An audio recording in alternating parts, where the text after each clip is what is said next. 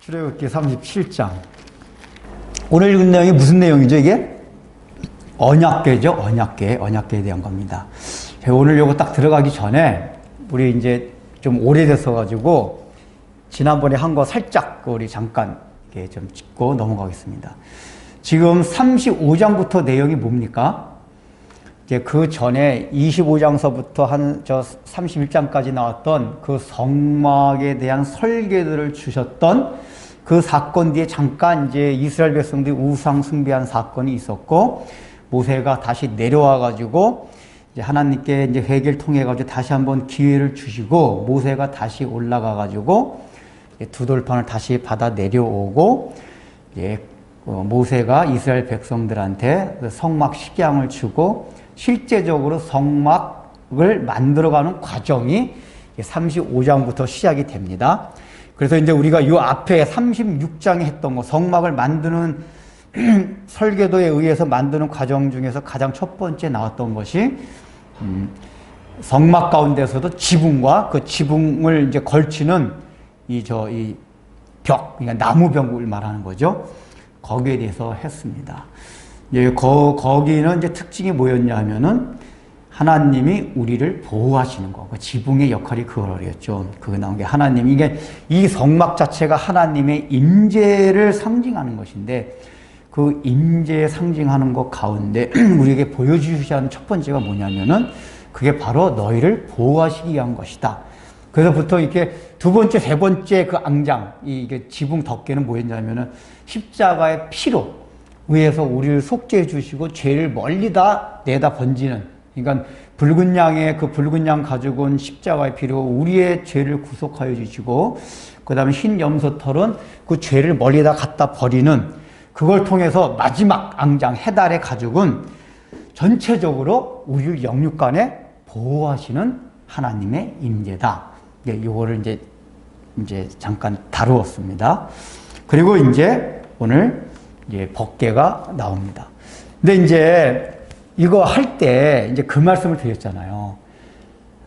분명히 식양을 하나님께 설계도 주실 때도 똑같이 법궤는 어떻게 만들고, 그 다음에 저 지붕 천장은 어떻게 만들라, 이거 똑같이 주시고 36장부터 보면 또 똑같은 말씀을 계속해서 반복해서 성경에 기록했다고 말씀을 드렸습니다. 그 이유가 뭐라고 그랬죠?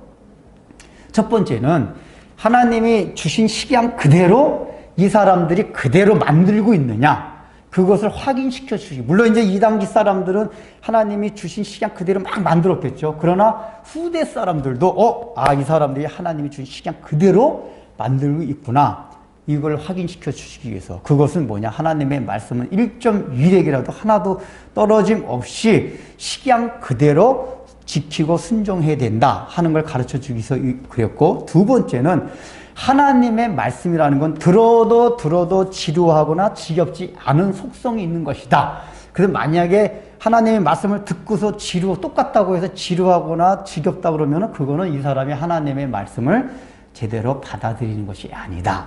이런 걸 말씀을 드렸습니다. 그리고 이제 또 한 가지 뭐냐면은, 그게 하나님이 우리를 향한 하나님의 자녀로서 사랑을 나타내는 증거라고 그랬어요. 왜냐하면은 부모들이 자녀들한테 했던 얘기 따고따고 그걸 잔소리라고 해요. 이제 잔소리가 왜 하죠? 첫 번째는 말을 안 들어서 그래요. 근데 말을 안 들어도 사랑하지 않으면 잔소리 안 해요. 한번 하고 끝내버려요. 근데 잔소리 한다는 얘기는 사랑하는데 말을 안 들을 때 잔소리를 합니다. 했던 얘기 또 하고 그래요. 그러면 자녀들은 듣기 싫어서 죽으려고 그래요.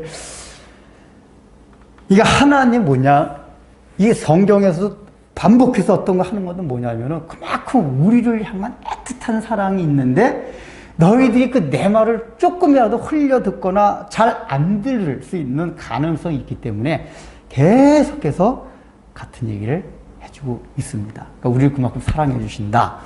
이거를 우리가 이제 생각을 해야 됩니다.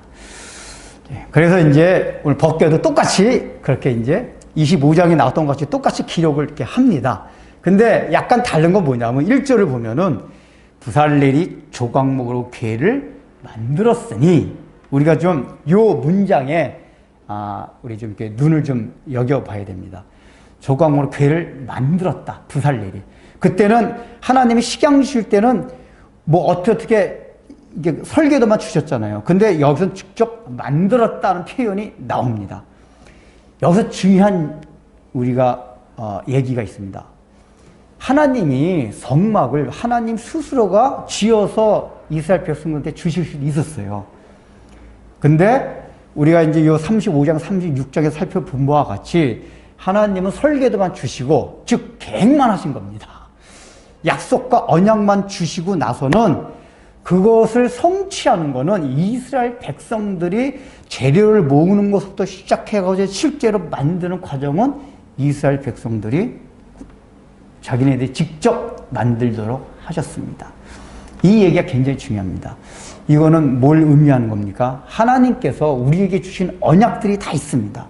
그 언약은 반드시 이루어집니다. 그런데 그 언약이 이루어지는 과정에 있어서 성취하기 위해서는 반드시 우리를 동원시킨다는 얘기예요. 그러니까 우리가 동원되지 아니하면은, 우리가 하나님의 영으로 지혜를 받지 아니하면은 하나님의 언약이 성취가 되지 않는다, 이 얘기입니다. 그러니까 이게 사실은 하나님의 언약은 반드시 예언이 100% 성취되게 돼 있거든요. 근데 어떻게 다른 말로 하면은 50% 50%예요. 왜냐하면은 우리가 그 언약을 위해서 우리가 거기에 동원되지 아니하면은 하나님께서 그 언약을 성취하지 아니하신다. 우리가 그걸 명심하고 늘 우리는 하나님의 언약을 성취하기 위해서 애쓰는 모습이 우리 삶 가운데 있어야 된다. 그러니까 지금 36장서부터 그 모습을 보여주는 거예요. 그러니까 우리가 이제 이 모습을 보면서 하나님의 언약을 성취하기 위해서 하나님이 그 성막의 식양의 설계도를 주신 것만으로 끝내서는 안 되겠구나. 그러니까 우리 설교도 마찬가지잖아요. 보통 이제 출애굽기 강연하게 되면은 37장부터는 안 하는 분들이 많이 있어요. 왜냐하면 똑같은 게 나오기 때문에 그냥 다 넘어가서 마지막 40장 이렇게만 하거든요. 근데 우리가 이제 이걸 계속하는 건 뭐냐면은 하나님의 왜냐면, 25장 그 부분에 나왔던 거는 하나님이 언약을 주신 거, 식양을 주신 거. 근데 그 언약을 주는 것으로 끝나는 게 아니다. 36장서부터 실제로 만드는 과정을 우리도 살펴봄으로써, 이게 실제로 이렇게 만들고 있구나. 그럼 우리는 뭘 생각해야 되냐? 이 말씀을 보면서 이 36장서부터 대반복되는 이 본문들을 통해서 우리가 생각하는 건, 맞아.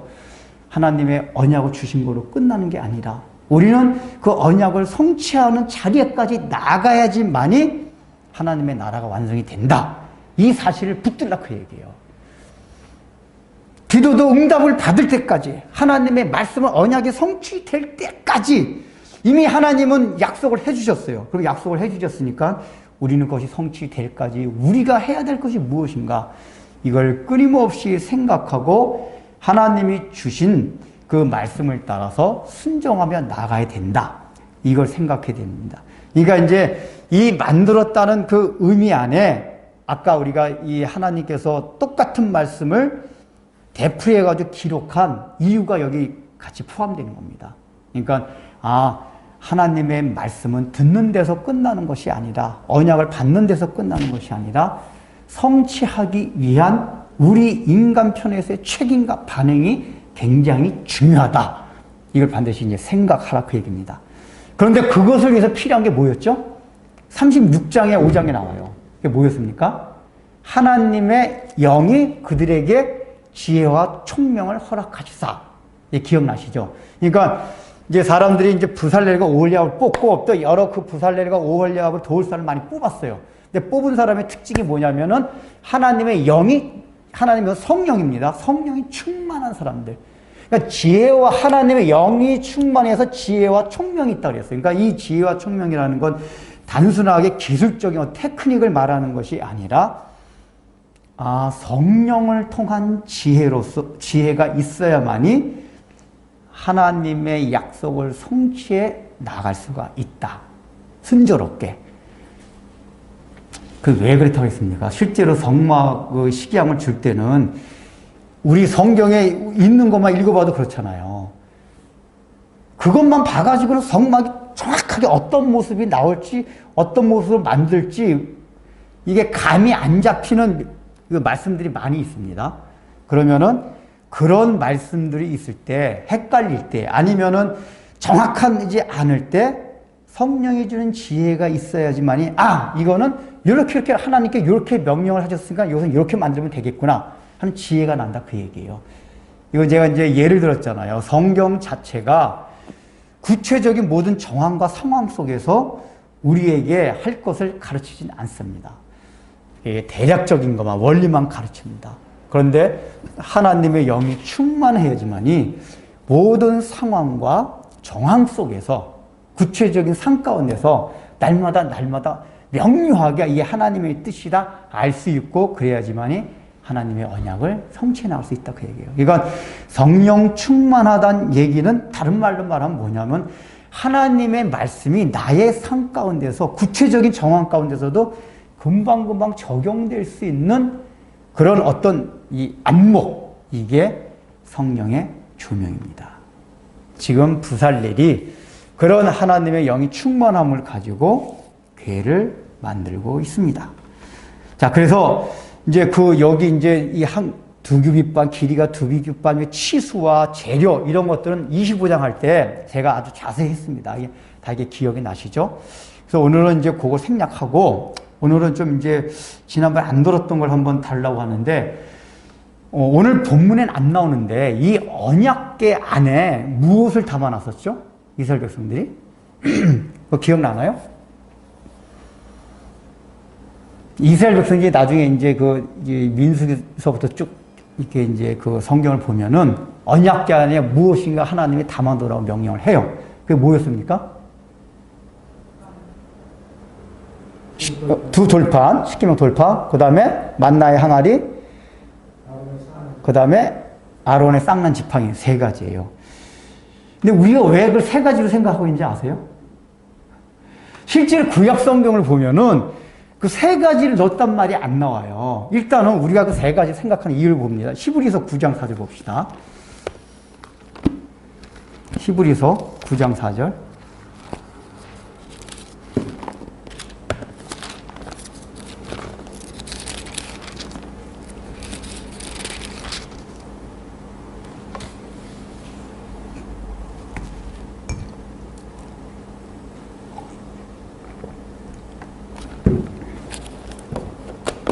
자, 한번 같이 읽을까요? 시작.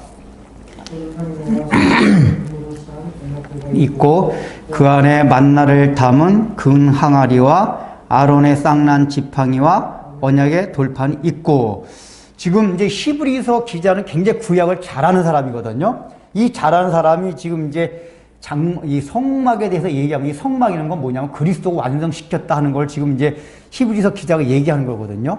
그 얘기를 하는 가운데 이 법궤에 대한 얘기가 나오는데 뭐라고 나오냐면 언약궤 안에는 이렇게 만나를 담은 금항아리와 아론의 쌍난 지팡이와 언약의 두 돌판이 있다. 우리 이제 이 말씀 때문에 사실은 이 언약궤 안에 이것이 있다라고 생각해요. 근데 그거 당연히 구약 성경에도 그렇게 돼 있을 거라고 생각을 했는데 실제로 구약 성경이 그렇게 나오질 않습니다.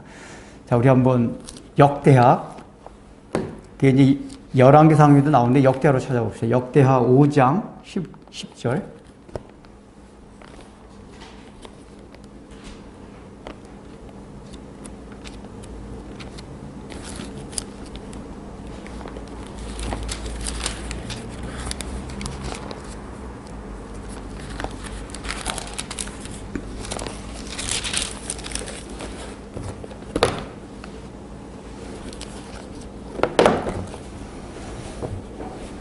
자, 같이 읽어보겠습니다. 시작.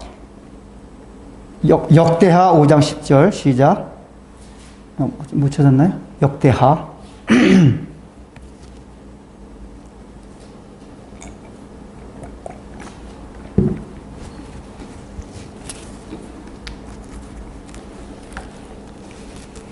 궤 안에는 두 돌판 외에 아무것도 없으니 이것은 이스라엘 자손이 애굽에서 나온 후 하나님께 여호와께서 그들과 언약을 세우실 때에 모세가 호렙에서 그 안에 넣은 것이더라. 저기 뭐라고 나왔죠?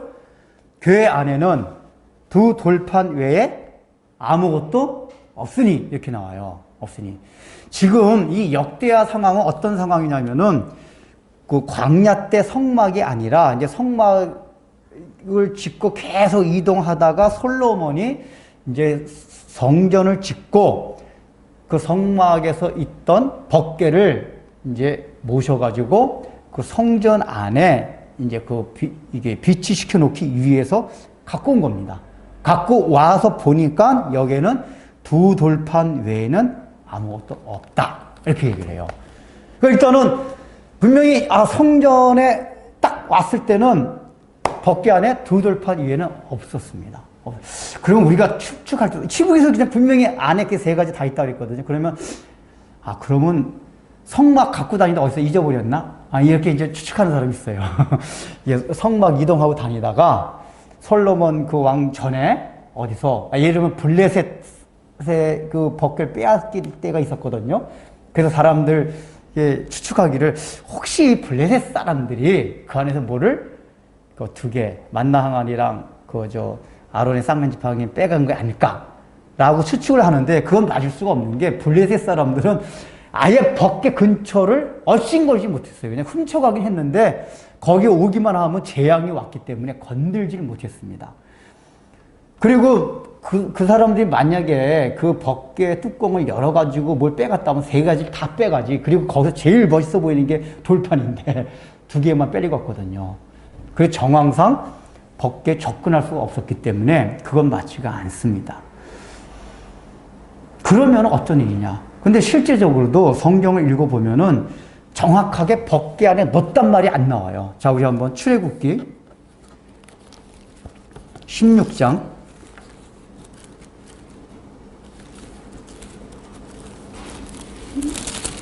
요걸 제가 추적해 본 이유가 있습니다. 좀 이따 이제 출애굽기 16장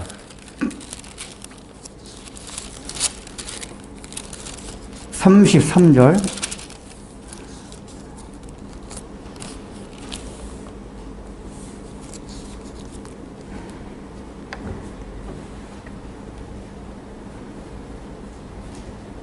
(33절) (34절) 한번 읽겠습니다. 시작.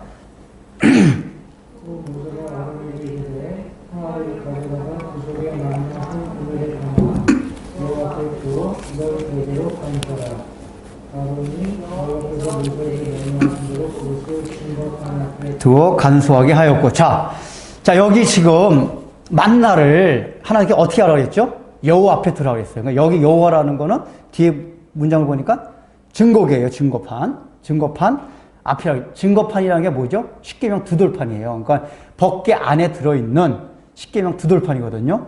이 앞에 두어 간수하게 하라고 했단 말이에요. 그러니까 법궤 아니라고 표현 안 돼 있고 앞이라고 했어요. 앞에.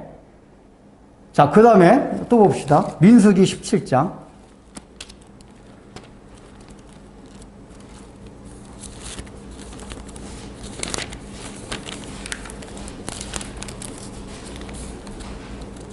(17장) 10절 11절.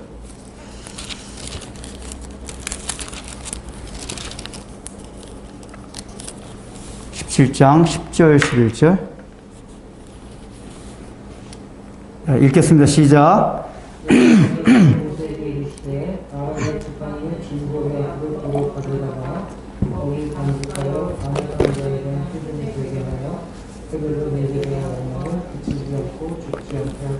예, 지금 여기도 보세요.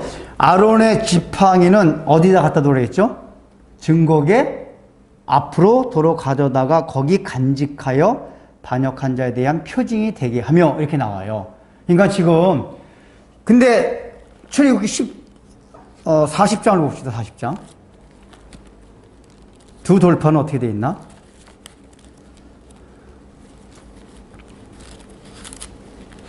(40장) 20절.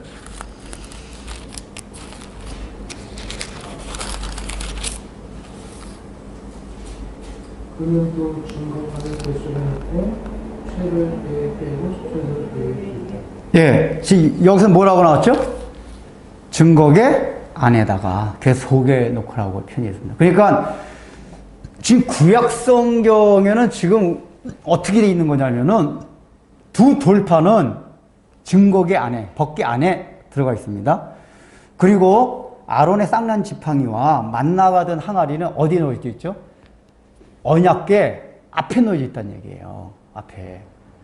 그러면은 분명히 구약성경 읽으면 그렇게 돼 있는데 왜 히브리서 기자가 그 히브리서 기자 구약을 굉장히 잘하는 사람이에요. 우리는 지금 그거를 이 저자를 바울이나 바나바 아니면 또 야고보로 하는 사람도 있지만 어쨌든 구약 성경이 아주 정통하고 잘하는 사람이 쓴 그게 히브리서인데 구약 성경을 그렇게 잘하는 사람이 분명히 이렇게 돼 있는데 왜 히브리서에다가 언약궤 안에 그 세 가지 다 있다고 속에 있다고 표현했을까?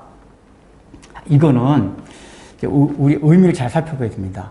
하나님이 일단은 그 두 돌판도 그렇고 쌍난 지팡이도 그렇고 만나가던 항아리가 갖는 공통된 특징이 있어요. 각각 개별적인 특징이 있고 공통된 특징이 있어요. 그 공통된 특징이 뭐냐 하면은 하나님께 반역하는 인간의 마음들이에요. 자, 그 두 돌판은 뭐죠? 십계명 두 돌판은 지금 모세가 이스라엘 백성들이 우상 숭배하는 가운데 내려왔다가 열받아가지고 깨트리고 다시 받은 거란 말이에요. 그러니까 여기 다시 받았다는 얘기가 뭐냐면은 이스라엘 백성들이 하나님을 반역하고 우상 숭배한 결과로서 다시 받은 게 새로운 십계명 두 돌판이에요. 그 다음에 이 만나는 뭐죠? 이스라엘 백성들이 그 만나를 먹으면서 원망하고 했던 그 일들이 만나 사건이 있어요. 그 다음에 아론의 쌍난 지팡이는 뭐냐면은 왜 그 아론의 싹이 났죠? 지팡이에? 지금 레위 지파 사람들이 이제 민수기에 보면은 왜 아론 너만 제사장을 하느냐? 우리도 똑같은 레위 지파인데 우리도 할 수 있는 거 아니냐? 너만 왜 권력을 지느냐? 권위를 가지느냐? 이거란 말이에요. 그때 하나님께서 지파장들이 전부 지팡이를 모으게 합니다. 모으고 자고 나가지고 거기에 어느 지팡이에서 싹이 나나 보라 합니다. 그때 모세의 지팡이에서만 그 싹이 납니다. 그러면서 하나님께서 모세가 아니라 아론의 지팡이에서만 나게 합니다. 아론을 내가 택한 자다. 너희들이 내가 한 거에 대해서 이러쿵저러쿵 하지 마라. 원망하지 마라. 이렇게 얘기를 합니다. 그래서 지금 민수기 읽은 것도 이스라엘 백성들로 하여금 아론의 지팡이를 보면서 다시는 원망하지 못하게 그걸 기억하게끔 언약궤 안에 두라 그런 겁니다. 자, 그러니까 요 세 가지 특징이 뭐냐면 하나님께 대한 인간의 반역 다 그거란 말이에요. 인간의 교만, 대적하는 마음, 원망하는 거 다 이런 것들이거든요. 그런데 이걸 일단은 왜 언약궤 앞에 또는 언약궤 안에다 두느냐? 언약궤의 가장 중요한 그 기능 중에 하나가 뭐냐? 하나님이 임재를 하시는데 그 임재하실 수 있는 게 뭐냐 하면은 원래 우리가 하나님을 도저히 만날 수 없는 하나님을 대적하는 배반하는 그런 죄가 있음에도 불구하고 속죄소의 뚜껑을 통해서 그 뚜껑을 통해서 그걸 딱 덮는단 말이에요. 그걸 통해 가지고 내가 너희들 만나러 간다. 그러니까 죄가 있음에도 불구하고 나를 대적하는 그런 악함이 있음에도 불구하고 내가 속죄소를 통해서 너희를 만나러 가는 장소가 법궤다. 이걸 알려주고자 한 게 언약궤입니다. 그러니까 히브리서 기자는 지금 히브리서 그 내용 자체가 그걸 강조하고 있는 거예요. 예수 그리스도가 언약궤 되신 분이다. 십자가의 피를 통해서 누구든지 성소가 되었고 성소 앞으로 나갈 수 있다 하는 것을 지금 강조하기 위해서 지금 히브리서 기자 쓰고 있거든요. 그래서 히브리서 기자는 그 앞에 나왔다는 거를 안에 있다고 표현한 거예요. 그런 차원에서. 그게 뭐냐면 뚜껑, 속죄소의 뚜껑 밑에 있음으로써 우리의 죄악이 다 가려졌다. 이걸 지금 히브리서 기자가 강조한 겁니다. 그런데 원래 구약 성경에 그러면 하나님 그럼 그 안에 다 놓으시지 왜 그걸 뒀을까? 잘 생각해 보십시오. 여러분 지금 두 돌판이 아니고 돌로 만들었죠. 돌로 만들어졌기 때문에 썩지가 않습니다. 그죠? 썩지가 않아요. 지금 솔로몬 성전 올 때까지는 수백 년이 지났어요.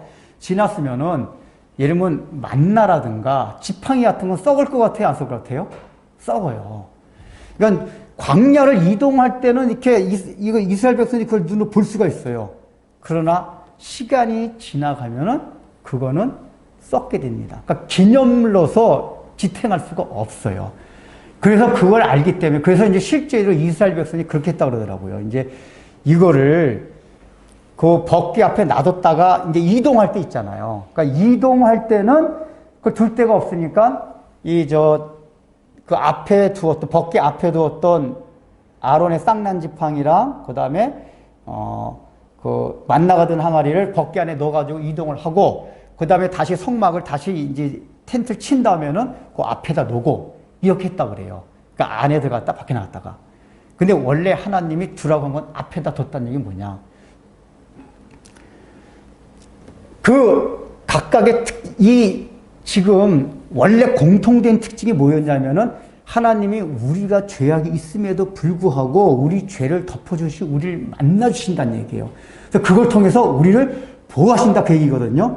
그런데 그 하나님의 은혜와 보호, 이게 궁극적으로 남는 건 뭐냐? 그러면서 이제 개별적인 특징이 뭐냐면은 이 만나라는 건 뭐냐면 우리가 이 땅을 살아가면서 이스라엘 백성이 광야를 살아가면서 굶는 게 막 굶을 상황이 되었음에도 불구하고 하나님께서 먹여주시고 입혀주신 그 은혜를 상징하는 게 만나예요. 만나.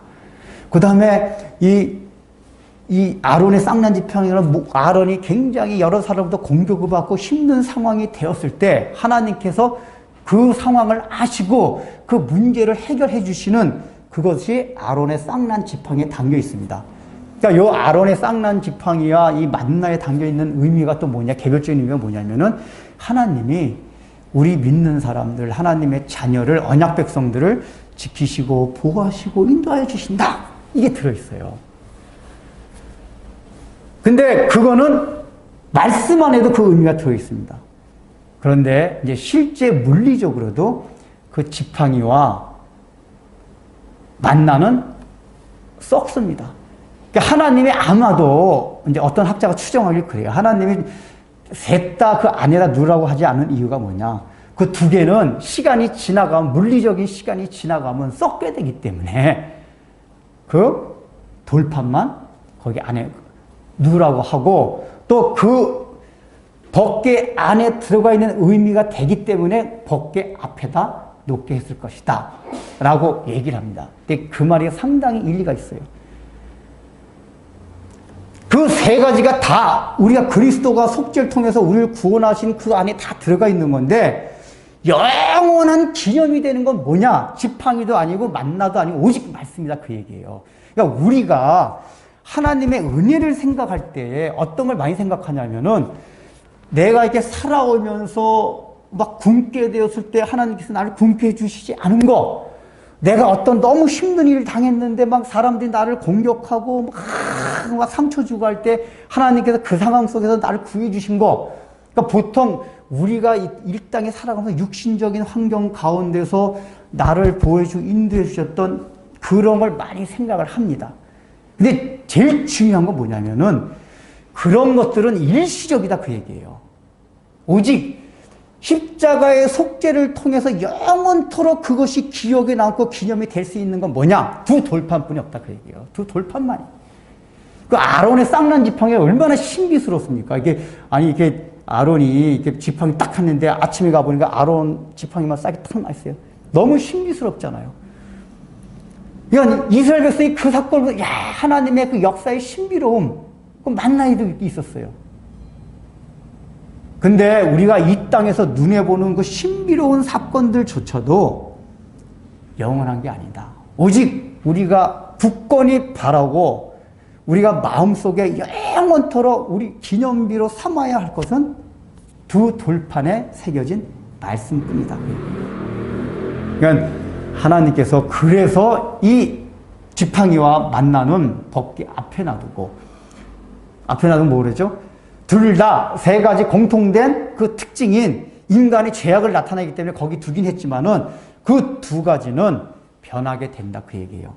그 우리가 신앙이 변하지 않으려면은 하나님의 임재가 늘 우리 삶 가운데 거하게 하고, 하나님과 늘 교제하고 동행하고, 하나님의 은혜가 늘 우리 속에 거하게 하기 위해서 해야 될 게 뭐냐?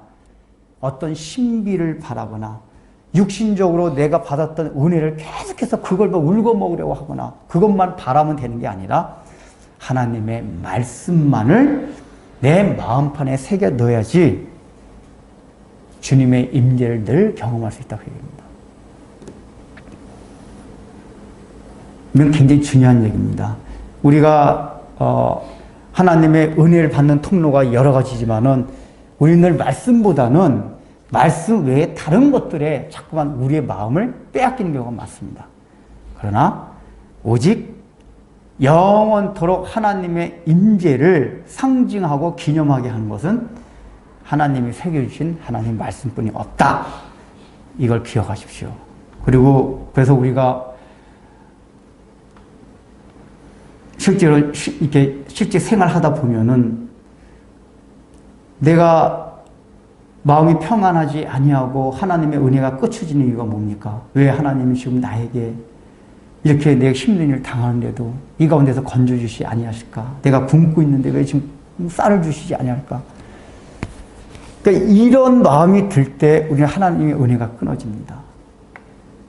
근데 우리가 그때마다 생각해야 될 거는 두 돌판에 새겨진 하나님의 말씀입니다. 그 이스라엘 백성들한테 했던 그 신비로운 역사, 그것도 중요하긴 하지만은 그건 계속해서 있는 게 아니라 언젠가는 썩어서 없어지는 것들입니다. 그러니까 하나님의 은혜를 입었던 것들도 이 땅에 있는 동안 입었던 것들은 어차피 다 썩어서 없어지는 것들입니다. 그래서 우리가 궁극적으로는 하나님의 말씀만 마음에 새기고 기념을 삼아야 된다. 요거를 우리가 좀 생각했으면 좋겠습니다. 그러니까 언약계 하나님의 임재하는 거, 그리고 거기서 하나님과 교제하는 거, 이거는 우리에게 계속해서 하도록 하는 것은 하나님의 말씀뿐이 없다. 그리고 또 한 가지는 우리가 이 언약계를 통해 가지고 하나님께서 약속해 주신 것은 우리가 비록 여러 가지 연약하고 많은 죄를 지었음에도 불구하고 하나님은 속죄의 피로써 속죄의 뚜껑으로 그걸 다 덮어뒀다고 얘기해요. 싹 속죄 그 뚜껑으로 딱 덮어 있잖아. 이게 그게 이 뚜껑을 덮어가지고 안 보이게 한다 그런 말이에요. 혹시나 하나님 앞에 부족하고 허물이 있고 또 여러 가지 연약하다 해도 예수 그리스도의 속죄의 피로 나를 다 덮었다. 이 사실이 우리를 얼마나 안심하게 만드는지 몰라요. 우리가 다 실수하잖아요. 그런 경험들 안 하세요? 저는 그걸 너무 많이 하거든요. 다 우리가 인간이기에 그런 면들이 많이 있어요. 그럴 때마다 우리의 마음이 참 힘들어요. 근데 주님의 속죄의 탁 뚜껑, 예수 그리스도의 십자가의 피가 탁 그거 나를 딱 덮어요. 덮을 때 주여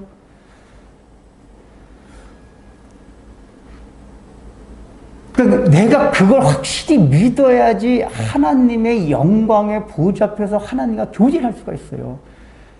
근데 그 속죄소의 그 뚜껑이 그 나를 덮었다는 사실이 믿어지지 않으면은 우리가 그 하나님의 영광의 빛을 받아볼 수가 없어요. 하나님께 교제가 안 돼요. 우리 마음속에 뭔가 어둠이 있어요, 어둠이.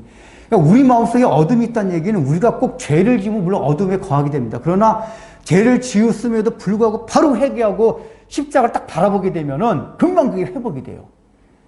근데 십자가를 바라보지 못하고 속죄의 뚜껑을 바라보지 못하면은 하나님과 교제가 계속해서 끊겨져요. 내 마음이 심령이 계속 어둡습니다. 그러니까 언약께서는 우리가 딱 그걸 붙잡아야 돼요. 속죄소의 뚜껑이 반역했던 그 세 가지 그 물건이 상징하는 모든 걸로 대본되는 이스라엘 백성들의 악함과 죄성들, 그런 것들이 나에게 있었는데 하나님께서 그런 걸 뚜껑 다 덮어주겠다고 하신 그 약속을 내가 믿겠다. 그러니까 이걸 믿고 나가다 보니까 이제 나는 그 약속만 믿고 살아가면서 하나님께서 육신적으로 다 인도해 주시고 보여주시지만 어차피 육신적으로 인도해 주시고 보여주시는 거는 이 땅에서 끝나는 거고 그게 영원한 건 아니고 영원한 건 하나님의 말씀이 나를 인도한다. 그래서 하나님이 우리에게 약속해 주신 말씀만을 딱 마음판에 붙잡고 나가게 되면은 우리의 신앙이 흔들림 없이 견고하게 계속해서 나가게 될 겁니다.